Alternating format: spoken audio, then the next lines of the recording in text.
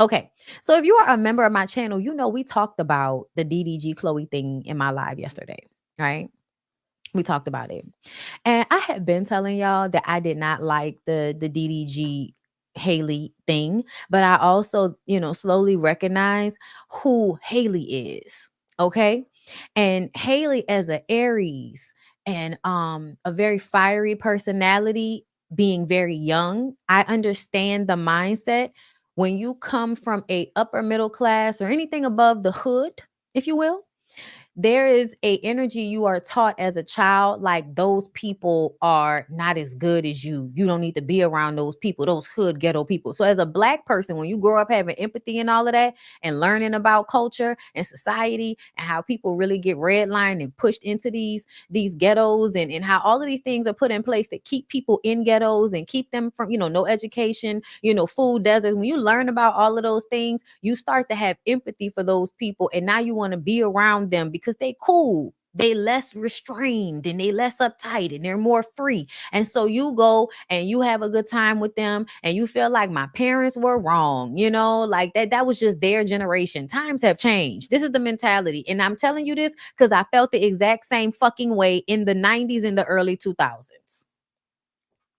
What you will eventually find out is that some people, because they are in that area, because they have had those pitfalls, because they have had a certain type of bar set for them, if their bar has been set in hell, I'm not saying that DDG is from the hood. I'm really just talking about a mentality, y'all. I'm talking about a mentality, but you got to understand what I mean when we talk about DDG being friends with Blueface and Krishan and introducing, you know what I'm saying? To me, I didn't know DDG. I didn't know who he was. Rapper, I didn't know he looked like he, come from a nice house. Nigga, I don't know. He looked clean. I don't know.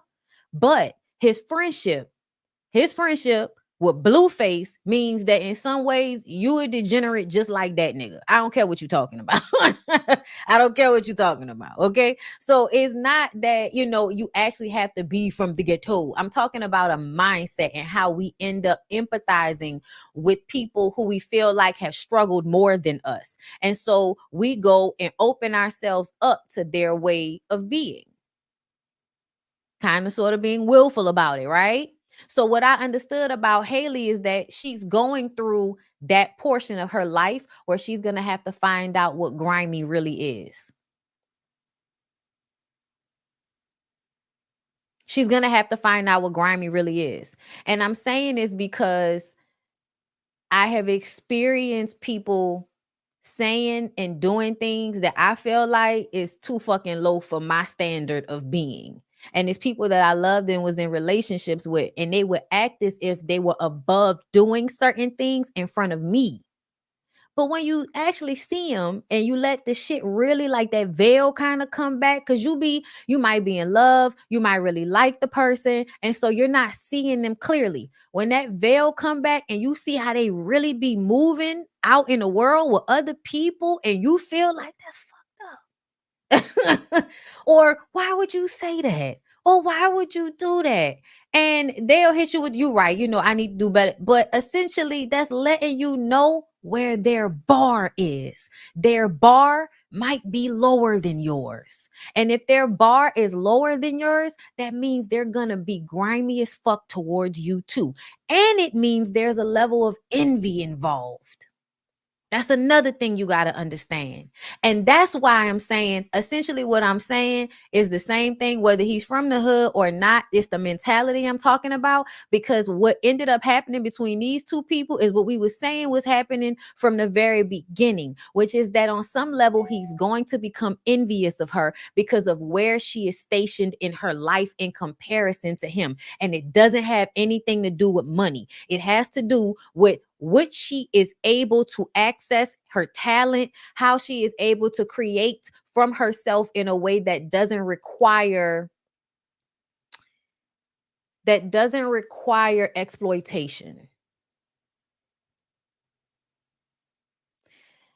Because of that, I feel like on some level, because most men feel like they're supposed to be the ones that have more of that. It doesn't even matter who they are. On some level, they feel like they're supposed to have that above the woman. And especially when you're young.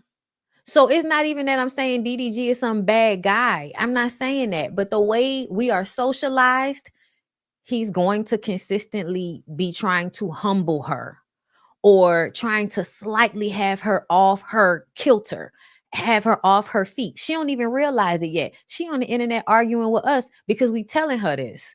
Because she's having that, no, I love him. He's good for me. Don't tell me that I'm mad. Don't do that. He's good for me. He's good for me. I love him. Because you're in your fog, you're digmatized, you're still enjoying it. You're still enjoying it. But at some point, it's gonna seep out. When he did that song about hating on her, y'all, that's when it was very clear. Niggas will tell you. And that's why I say you got to stop being stupid and delusional. Because if somebody is straight up telling you, and that's the thing, a lot of people don't tell you. They don't do things that straight up tell you exactly how the fuck they feel. And you still try to create a scenario around it so that you can stay comfortable in your delusion. He wrote a whole song letting her know that he was envious of her success in one way or another.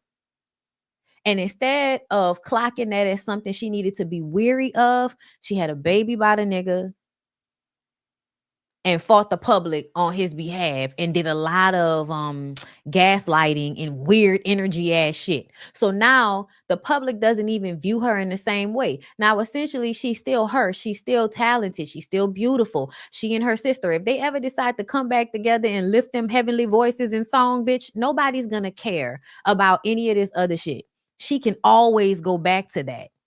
At the end of the day, DDG is a rapper, right? Can you tell me you think he's as successful at that as she is at singing or acting? You know that he's not, even though he is successful.